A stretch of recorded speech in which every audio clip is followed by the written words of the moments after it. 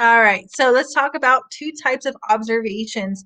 You're going to make observations when you're thinking of your question and your hypothesis. You're also going to make observations throughout your experiment. So the two types that we're going to be talking about will be quantitative observations and qualitative observations. How you can remember those is quantity, that kind of usually means being measured, numbers, qualitative observations, quality. So you think of more like the smells, colors, shapes. Okay.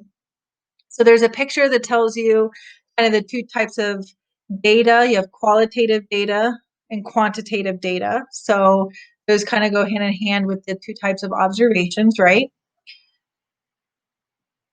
Now, for a qualitative observation, I have a little meme. I enjoy qualitative research because I do love animals. And qualitative observation cannot be measured, all right?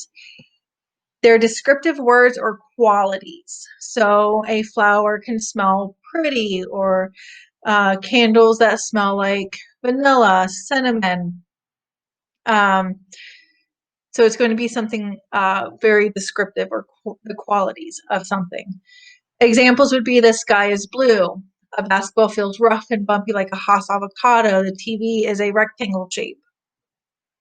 Now, if I were to measure the TV and come up with those numbers, now we just turn it into quantitative data. Okay, so quantitative observation, it can be measured. It's made in the forms of measurements like numbers, mass, length, volume.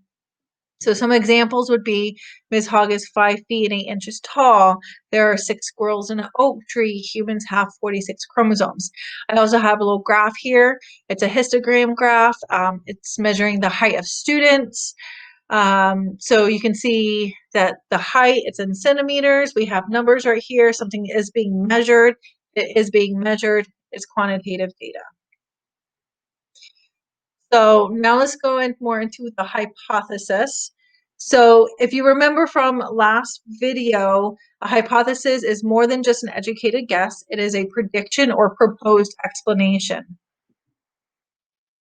But how do we get there? How do we get to the hypothesis? So kind of reviewing, we make that observation. We're asking that question. We are conducting some background research because we want to know everything we can on this topic.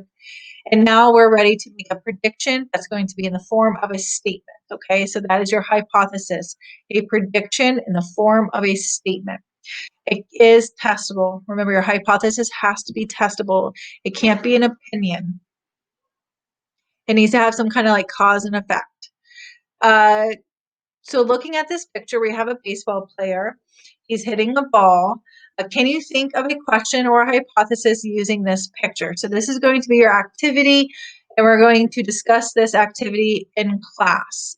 So go ahead and look at this picture. You see a bat, a ball, you see clothes, a helmet, clay, grass, gloves, a catcher's glove to be exact, shoes. Why do they run in those shoes? Why do they hit the ball by that home plate? There's so many questions you can ask with this picture. So kind of look at it. What can be testable? To spend about 5 to 10 minutes doing some background research. It doesn't have to be a lot. It's just going to be a quick and easy activity just so you kind of get used to asking a question, doing some background research, and coming up with a hypothesis. Okay, so in next class, what is your question? Let me move my picture real fast. What is your question and hypothesis that you got to come up with? So looking at that picture, what did you get?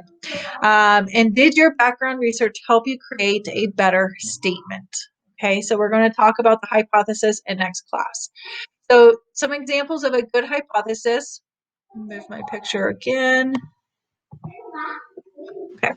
So if Miss Hogg walks 1 mile a day, then she will improve her sleep. So I'm making a prediction about my sleep, right?